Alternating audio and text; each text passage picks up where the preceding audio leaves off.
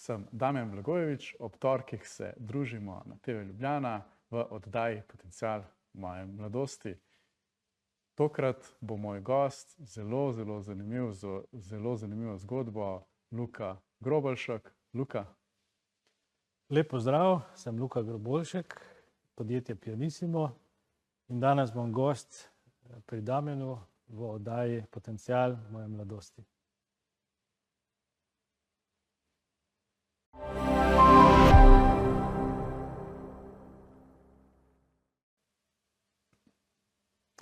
Spoštovane gledalke, spoštovani gledalci, dobrodošli ponovno v moji družbi v oddaji Potencial moje mladosti. Danes ponovno v sodelovanju z mladimi akrobati. V veliko čast in veselje mi je, da vam danes lahko predstavim enega zelo zanimivega gosta. Mene je njegova zgodba res navdušila, je taka unikatna, sploh zanimivi začetki. Tako da, evo, z veseljem zdajle besedo kar predajam Luku. Luka Groboljšek je z nami danes. Hvala, Luka, da si se odzval. Sploh v teh poletnih specifičnih mesecih, ki so mogoče za nas podjetnike sploh taki zanimivi, včasih malo tesnobni, bo tudi povedala zakaj. Evo, Luka, mogoče čisto na kratko nam poveš nekaj besed o sebi in tvoji dejavnosti. Zdaj, Pianissimo, neki začetki segajo, jaz bi rekel, tam v leto 2018, ko sem med dopustovanjem na Siciliji čist po nesreč zavil v tabakarijo. Zakaj? Zato, ker že od odzunaj so me navdušile pipe. Not so imeli kadilske pipe, čeprav jaz nisem kadil. Nikoli?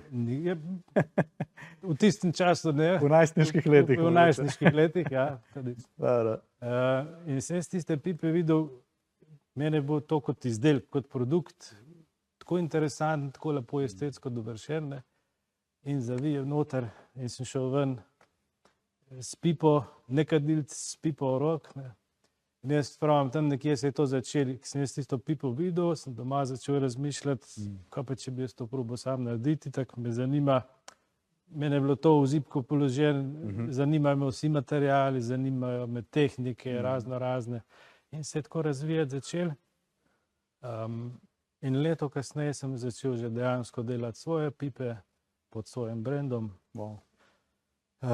In to še kar traja. Je pa to tako zelo ljubiteljsko bilo zasnovano. Iz tega naprej se je pa potem začel pa razvijati. Vedno je bila neka želja delati nekaj v smislu, nekaj v povezavi z glasbo. Jaz sem glasbenik po srcu, po duši. Drži. In z glasbenim ozadjem, ne? Tudi. In jaz pravim, vse se nekako v parih letih vse poklopilo. Začeli so se razvijati produkti, izdelki, začeli so klicati pa hoditi k meni glasbeni kolegi, če bi znal to narediti, to je interesantno, pa so drugi videli te produkte in se nekako začelo se odvijati. Zelo dobro si to vse skupaj nam razložil, slikal, si kar predstavljam. Zanimivo mi je pri tej tvoji zgodbi, kako gre ta glasba, ta strast do glasbe, ki nekako opredeljujemo bolj tako abstraktno, kulturološko, bom rekel, postavko in pa podjetništvo, ki ga včasih dajemo mogoče v neko tako bolj pragmatično stran, kar pa ni nujno vedno tako, vedno te poganja neka strast. Kako je to pri tebi recimo združljivo? Oboje je umetnost, kakorkoli obrneva, rokodelstvo na eni strani umetnost, glasba na drugi strani umetnost. Drži. Sam pač treba je bilo nekako združiti vse skupaj. Jaz sem imel dolga leta tudi v glasbeni branži in sem vedel, da dejansko teh artiklov ni na trgu, oziroma jih ni veliko, so težko dobavljivi. In se je začelo to razvijati. Videl sem, da je tudi veliko pomanjkanje je bilo zelo kvalitetno ali pa vrhunsko narejenih ročnih izdelkov iz masivnega lesa. In sem potem nekako tle začel razmišljati, širiti si obzorja in razmišljati, kakšne produkte bi lahko naredil. Ja, zanimivo pri tem vsem je, da nekako si to ravno to omenil, potrebno je najti vse neko nišo na trgu, a ne. Jaz veliko srečujem, ker sem tudi sam v podjetništvu, veliko delam, svetujem posameznikom in podjetjem in slišim mnogo različnih podjetniških zgodb, a ne. In dostikrat je malo težava ali pa neka past ta, da se nekdo zaljubi v neko idejo, ne, kaj bi lahko bilo, v neko zamisel, ampak ni pa nujno, da trg to potrebuje, ne. Skratka, potrebno je tudi malo prepoznati potrebo, nišo, ali to lahko plasiramo na nek določen trg, a ne. In očitno si ti tukaj neko idejo, zamisel in vsaj neko osnovno raziskavo že imel, ne. Potrebno je pa vedno poiskati tudi neko unikatnost izdelkom, a ne. Kaj bi rekel, da je ta dodana vrednost, unikatnost ravno tvojih produktov? Predvsem na detajlih. Jaz zelo veliko stavim na detajle. Ročna izdelava v Sloveniji ima veliko tradicijo in veliko je vrhunskih obrtnikov, ne. Je pa res, da čas pa trenutne razmere prej slej začnejo nekoga siliti v CNC, v laser, rečeva take stvari, v neko avtomatizacijo. Jaz se pa nekako že od samega štarta dam ogromno pozornosti na detajle, na res neko nadstandardno kvaliteto, ne. Skratka, čisto vsak sleherni zadevek je od začetka do konca praktično ročno delo. Ja. Okay, super. Zdaj pa gre k res zanimivem delu današnjega intervjuja. Torej, ta zgodba vrniva se na to zgodbo v Siciliji, ne. Ali si pred tem ti že načrtoval neko poslovno zgodbo, da boš nekega dne to prodajal, da boš podjetnik? Ali je bilo to res tista ljubezen na prvi pogled, dotik, ko si videl te produkte, pa si rekel, wow, jaz bi si tudi enkrat v prihodnosti želel nekaj takega ustvarjati in nekomu drugemu podariti, omogočiti? Ne, to je bilo vse ljubezen na prvi pogled. Tako bi rekel, no. Ker jaz, če sem čisto iskren, meni pred podjetništvom, pred Sicilijo, rečeva, meni ni nič manjka. Jaz sem imel super službo, vse je bilo lepo, ampak jaz pravim, vse se je nekako prej slej začelo, vse se je začelo poklapljati. Videl sem, kaj trg rabi, videl sem, kje so tisti manjki, kaj se ne da dobiti, kaj se težko dobi. Moram pa reči, da jaz nikoli nisem šel v to zgolj s tem vidikom, kaj nekdo rabi, zgolj podjetniško, ne, ampak je bilo pri meni primarno to, da nekaj znam dobro narediti, pa da za tem stojim, da je res taka kvaliteta, da je nekaj posebnega, no, tako. Dejansko nekaj tudi, bi lahko rekli, strast do nekega mojstrstva, da prideš do nekega visokega nivoja na enem področju, ne. Ker ko sem bral intervju, sem tudi to zasledil, ne, da ko ponavljaš, ne, vaja nekako dela mojstra, tisto, kar pregovorno velikokrat pri nas slišimo, ne. Jaz se moram reči, smo zelo veliko sreča, da v podjetništvu nas vedno učijo ali pa pripravljajo k temu, da je treba raziskavo trga, treba narediti ankete, treba vse možno. Pri meni je bilo glih obratno. Sem v to srečo, da je bilo bistveno več povpraševanja po določenih izdelkih, katere sem lahko sproti razvijal pa začel izdelovati, in ni bilo tiste šolskega primera. Razumem.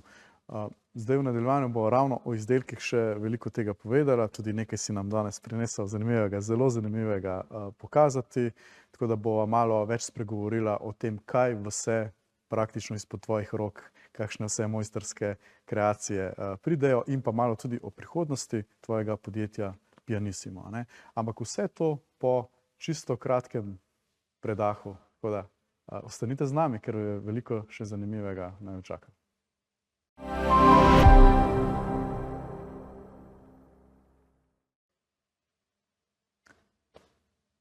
Dobrodošli nazaj v drugem delu tokratne oddaje Potencial moje mladosti. Z mano je še vedno zelo zanimiv gost, Luka Grobelšek. Luka, evo, zdaj se bova pa malo še dotaknila dejansko tvojih izdelkov, ne. Prinesel sem tudi nekaj katalogov, ko sem tisto listal, pa že predhodno, ko sem gledal malo na socialnih omrežjih, na tvoji spletni strani, ko sem bral intervjuje. Moram reči tako, brez pretiravanja, da bi zdaj samo zaradi tega, ker danes tukaj sediva, ampak res so mi tvoji izdelki zanimivi, z neko kreativno idejo, ne samo z dušo in detajli, ne. Pozneje boš tudi pokazal en izdelek, ki je ravno pred kratkim prejel tudi eno zelo prestižno nagrado. Ne. Ampak daj nam malo osvetli, kaj je vse nek tvoj izdelčni portfolio. Ali delaš mogoče izven tega tudi kaj čisto po naročilu, recimo? Pianissimo v osnovi je bil zasnovan kot podjetje, ki izdeluje unikatne izdelke iz masivnega lesa in črpa navdih iz sveta glasbe. Zato so nekako pod tem brandom produkti, ki imajo tako ali drugače neko vezo z glasbo. So pa pač tudi obstajajo naročila, ki ne spadajo v tam, ampak še v vsakem primeru je ročna obdelava lesa, ročna izgradnja, tako da. Jasno. Kar je pa izdelkov samih, je pa tako. Začelo se je prav kot pod tem brandom so se začeli izdelovati kitarski regali z lastnim dizajnom, lastnimi določenimi taki tehnološkimi rešitvami. Kasneje se je začel dizajnirati stojalo za obleke. No in nazadnje je vse prišlo do tega, da sem začel delati tudi whisky bare, konjak bare. To je bila pa neka moja želja. Vinske tudi. Vinske bare. Neka moja želja to kdaj narediti, ker mi je isto kot pipa interesanten. Pač ima neko definicijo, neko težo. Ne? Če samo malo skočim, kot si prej rekel, da nisi kadilec, pa si odšel s pipo, pa si predstavljam, da niti ne toliko ugodno ven iz tabakarije, ne? Ali tudi žlahtne kapljice kdaj ne probaš, ali občasno pa le v tej povezavi? Ne, sem pa ljubitelj viskija, tako da mi je tudi to nekako blizu, zato sem bistveno lažje povezal vse te stvari. Gre z roko v roki. Gre z roko v roki, ja. Dobro.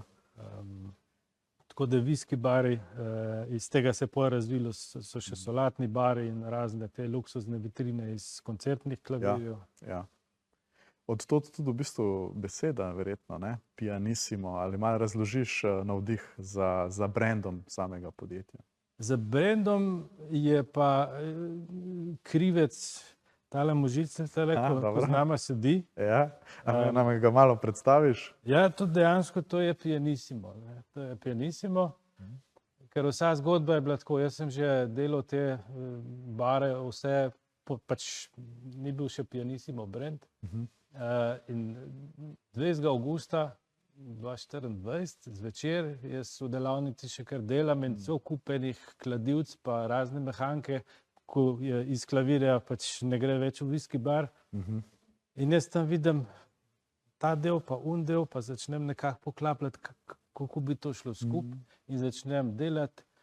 In tisti večer je pred mano že sedel Pianissimo, ki je sestavljen dejansko iz odpadnih delov koncertnega klavirja. In ko sem mu dal še metuljčka, ki sem mu zavezal, pa klobučk sem naredil, je rekel, dobrodošel Pianissimo. Čisto avtomatsko je prišel ven, ker je iz klavirja prišel. In tudi logo sam podjetja je iz njega prišel, kapca, klobuček in kladivce klavirsko. In to je bilo vse, pač v enem večeru se je vse sestavljalo. Zelo všečna zgodba, tako da ima še nek dodatek, neko dušo, vse skupaj, ta posel. A nam mogoče Pianissima, mogoče še malo bolj pokaževa tamle v kamerco publiki. Evo, takole, zanimivo. Evo, mogoče na koncu tudi njemu postavijo kakšno vprašanje, kako pa je njemu v tej zgodbi. Moram reči, da je zelo tih človek. Ampak premišljeno. Asocialne, bo tudi časov klavir zaprt. Ampak nepogrešljiv član. Nepogrešljiv član, ja. Tako je. Zanimivo, res, ko sem gledal vse te izdelke, recimo tudi ta solatni bar, tako kar sem rekel, ok, čakaj, to moram si pa še enkrat pogledati, zoomirati, kako gre ta koncept, bom rekel, povezovanja teh nekih svetov, ki jih mogoče mi konceptualno dajemo v neke različne predale, združevanje sodobnih nekih rešitev in pa neke tradicije, klasike. To je meni pri tvojih izdelkih zelo zanimivo. Jaz pravim pri kulinariki, če se sam tega dotaknemo skozi solatni bar ali pa whisky bar, kulinarika danes je res prišla že na tak nivo, da ni vse tisto, kar ti dobiš na krožnik. je tudi tisto, kar ni na krožniku, predstavlja lahko nek vrhunec kulinarike. Izkušnja. Izkušnja je dejansko tista. In tudi te bari, ko so v restauracijah, jaz dobivam še kar blazno prijetne odzive, da dejansko hodijo ljudje se slikati s klavirji, hodijo jih slikati, pridejo na kavo zato, da lahko tam popoln na socialnih omrežjih objavljajo. Tudi reviewji teh mojstrov so dejansko res zelo prijetni, tako da jaz mislim, da smo na pravi poti. V enem baru, takem prestižnejšem, je en tak unikaten klavir, zaradi katerega gostje se vračajo izključno včasih zaradi tega dodatka. Je unikatnost. Mislim, ker jaz bi rekel, tako solatni bari po restauracijah v Sloveniji so in tudi v tujini so, ampak to načeloma je star klavir, v katerega dajo hladilno enoto in ga pripeljejo pred gosta. In tle se stvar neha. Zdaj pa, če damo A, B, z neko res vrhunsko predelavo, ker jaz za vsak klavir vse strune se obnovijo. 216 pinov klavirskih za uglaševati vse ven, vse se na nov obnovi, ugradi. Tako da to je res predelava na nekem drugačnem nivoju. No, to je bilo eno moje taka nadgradnje vprašanja, dejansko proces v ozadju, ker končni nekako uporabniki ali pa občudovalci teh umetnin vidimo tisto in izkusimo, kar je pred nami. Ampak si predstavljam, da je to toliko enega ogromno dela v ozadju, nijans, potrpežljivosti, da pride od točke A do B in med fazo vmes. Mislim, s klavirjem rečemo, če vzamemo viski bar, od začetka predelave do konca je minimalno en mesec. Pa to je vedno del, to je skozi, treba ogromno narediti, ogromno razstaviti. Poleg tega je še zelo veliko enih stvari, ko jih ne veš, kako bojo prišle, ker vsi klaviri, mislim, vsi bari so narejeni iz starih klavirjev. Ker pianissimo sem jaz tudi nekako zastavil trajnostno, da vse te odslužene glasbila, ko načeloma pristanejo nek na smetišču ponavadi, ali pa se zaokurijo še slabškarjo, da iz teh odsluženih inštrumentov naredimo nekaj novega in mu dahamo neko novo življenje. In tudi več kot 90% odpadnega materiala iz klavirja uspem na novo obnoviti ali pa uporabiti v drugih izdelkih. Skratka, poleg tega, da daješ v bistvu starem izdelku neko dušo, je tukaj absolutno zelo pomembna tudi trajnostna komponenta in vidik. Odlično. Bom rekel, danes se vedno bolj zavedamo vrednosti tega. Mogoče pred leti še ni bilo to toliko govora. Vse smeri grejo v to trajnost nekako. Zdaj pa tudi, če pustimo te stvari na stran, kaj je neka politika, kam smernice peljejo, je v moje branži to zelo velika prednost konec koncev, ker so v teh starih inštrumentih, inštrument kot tak je vedno narejen iz vrhunskih materialov. In zakaj bi te materiale zdaj stran metala, kakorkoli, če se da vse obnoviti, pa zelo velika večina na novo uporabiti, ker tazga lesa, ko je v nekem 100 let starem klavirju, danes že ne dobiš več. Všeč mi je to ravno v tem kontekstu, ko smo danes nekako družba navajeni, da kar se pokvari, vržemo stran, mogoče en del recikliramo in gremo naprej vse novo, boljše, hitrejše. Ampak mislim, da se bomo kot družba vedno bolj zavedali tega, da se treba vračati k recikliranju, k tem, da izkoristimo maksimalno tisto, kar smo že uporabili, vse resurse in tako naprej. Tudi vsak inštrument ima neko svojo dušo, neko svojo tradicijo, neko mojstrstvo, ko je bil za tem inštrumentom pred 100 ali pa več leti. In to je treba obnoviti. To si zasluži neko novo obnovo, neko novo življenje in lahko še bolj naprej navdušuje. Fantastična nota in izhodišče za nadaljevanje najinega pogovora po kratkem oglasu, ko bova tudi v bistvu nagovorila malo prihodnost Pianissima in ambicije. Evo, ne zamudite zaključka današnje oddaje.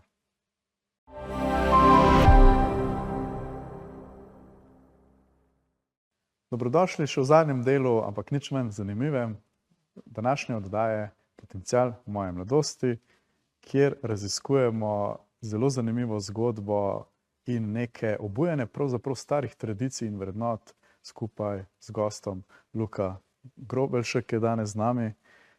še vedno. Ne? Vedno. In sva rekla, da bova povedala malce več tudi o planih, načrtih, strategijah podjetja v prihodnje. Kaj so tvoji oziroma vaše ambicije, načrte, ker sem zasledil, da na neki točki bi rad tudi že malo povečal ekipo, ali se to že kaj odvija? Malo nam povej več o tem. Ja, zdaj interesa samega je zaenkrat zelo velik. Kdo so tvoji, recimo, kupci, iz katerih trgov je to? Zaenkrat smo zelo fokusirani na domač trg. Zavedam se pa, da je tujina primarni trg za Pianissimo produkte. Dost večji trg je kot prvo, ne? In omogoča te nekako unikatne, luksuzne izdelke bistveno lažje lansirati, ne? Tako da zaenkrat smo na domačem trgu, so pa pač produkti namenjeni nekem ekskluzivnim interior dizajnerjem, rečemo, ali pa kazinoje, restauracije. Spet na drugi strani so produkti, ki omogočajo prehod v, rečemo, glasbene šole, zasebni zavodi. Tako da je kar precej širok spekter nekih kupcev, ne. Zanimivo se mi zdaj porodilo eno dodatno vprašanje, in sicer se kdaj obrne nate tudi kakšen, bom rekel, končni kupec, a ne? A imaš samo nekako poslovne odjemalce? Je, mislim, veliko je tudi tega, veliko je tudi teh klicev ali pa kontaktov za kakšne stvari narediti. Tako da ni vse B2B, je kar tudi en precejšen delež teh končnih kupcev. Razumem. Skratka, ambicija je v prihodnost pokukati tudi malo čez planke. Ambicija je to, čez na tuji trg, pa nekako razširiti poslovne prostore, ker največja težava je tu hramba. Hramba, skladiščenje klavirjev, ki so namenjeni za predelavo, skladiščenje masivnega lesa. To je neka kapaciteta, ki jo težko spraviš v neko manjšo delavnico. Iščete zdaj nove opcije? Iščemo nove prostore, nove opcije.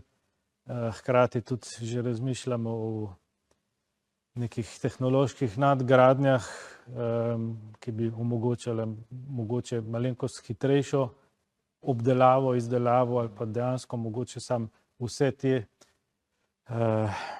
vsa dela združiti na enem mestu, zato da ne vozimo v lakirnico nekam drugam, nekje se to dela, nekje to, ne, ampak da imamo vse pod isto streho. To sem tudi bral, da je trenutno eden večjih izzivov ta logistika. Ok, super. Ne dvomim, da ti ne bo uspelo, ne. Kdor išče rešitve, jih tudi najde, ne. In tudi skladno s časom je treba občasno tudi kaj inovirati, ne glede na to, da želimo ostati mogoče v nekem postopku tradiciji, kdaj mogoče moramo nek del vsaj malo zmodernizirati, včasih tudi zdigitalizirati, ne, v končni fazi, ne. Ampak zdi se mi, da je ključno, da je tista esenca izdelkov ostane tista ročna, ne, z detajli. Glavnina, jaz pravim tako, Pianissimo vedno bo ročna izdelava, ker je teh primarnih izdelkov, ni pa za izvzeti dejansko, ko določeni produkti omogočajo tudi masovno izdelavo, ne, že zdaj, ampak zaenkrat je fokus zgolj na tradiciji in ročni izdelavi. Odlično, Luka.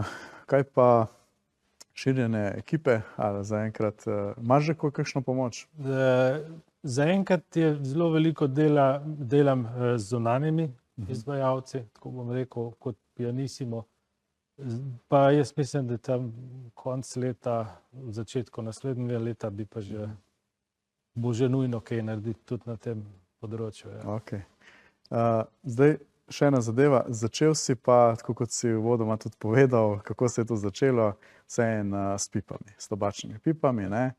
In ravno na tem področju ravno pred kratkim sem zasledil, dobil tudi prestižno nagrado. Ali nam poveš malo več o sami nagradi in pa, kot vem, si nam danes prinesel tudi ta izdelek, ki je, moram reči, res ena unikatna zadeva, mene je navdušila, ko sem jo videl. Povej nam malo več, pa tudi pokaževa gledalcem. Ja, jaz bi tako rekel, za mene je to velika nagrada, tudi prestižna nagrada za mene osebno. In pa čestitke na tem mestu. Hvala lepa. Je pa to dejansko certifikat Art and Craft, katerega podarja Obrtna zbornica Slovenije za rokodelske izdelke. Ne. Jaz se dolga leta, odkar sem začel, delam, res probam narediti najboljš, kar je.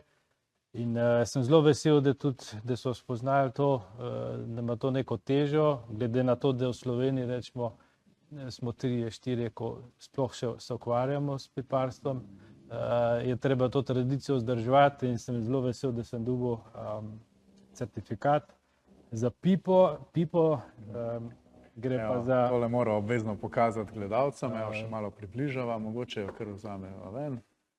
Gre pa za pipo v obliki hrastovega soda, s katero sem nekako se probal pokloniti slovenskemu rokodelstvu na eni strani, na drugi strani pa umetnosti pa zgodovini vinarstva v Sloveniji.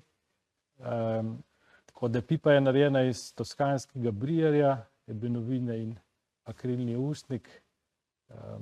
In res sem vesel, da... Kakšni detajli? Me ima, da bi jo imel, pa nisem kadilec. No, evo, smo že na istem. Tole je res zaslužena nagrada in jaz samo upam, da nadaljuješ v tem slogu, ker, tako kot si rekel, ohranjanje neke tega mojsterstvene tradicije je neprecenljiva zadeva. Ja, res je, ja. In res lep poklon tudi vinarstvu na drugi strani. Ja, imamo kar nekaj tradicije v tem smislu, tako da je treba. Fantastično. Evo, Luka, no, ker je pa to vseeno daja potencial moje mladosti in želimo predvsem mlade, bom rekel, ambiciozne posameznike, ne izključno na področju podjetništva, lahko je to kultura, lahko je karkoli, ne, bom rekel, mlade, ki želijo dati svetu nekaj, ustvariti nekaj več, dodati vrednost, ne, ki so ambiciozni.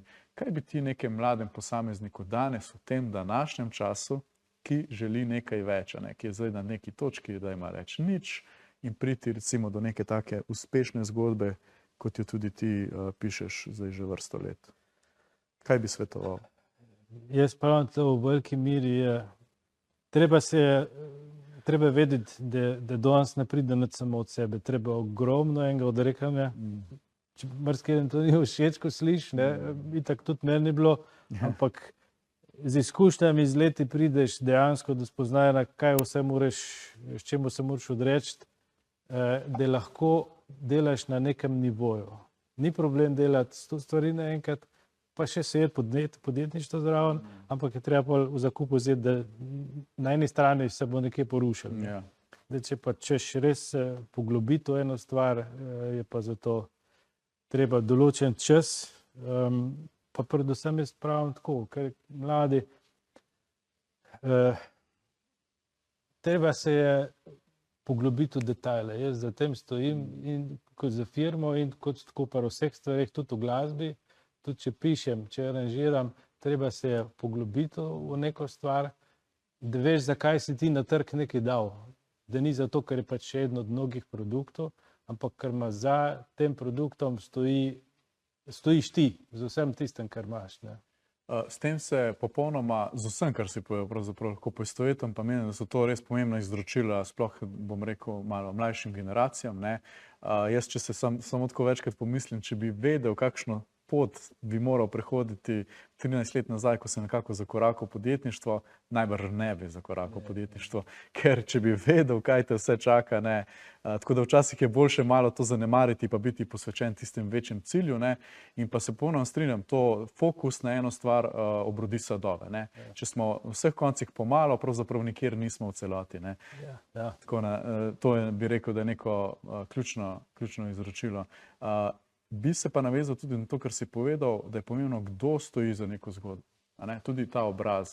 Ker recimo eno izmed mojih, bom rekel, poklicnih delovanj je to, da delamo na osebnem znamčenju, da ravno to izpostavimo, tiste glavne akterje podjetij zgodb, da stopi v spredje, ker danes opažamo, da se ljudje veliko lažje poistovetimo z osebo, z obrazom na drugi strani, kot zgolj z logotipom in imenom podjetja in izdelkom. Ja, to je, kar jaz pravim, tudi se strinjam čisto s tabo.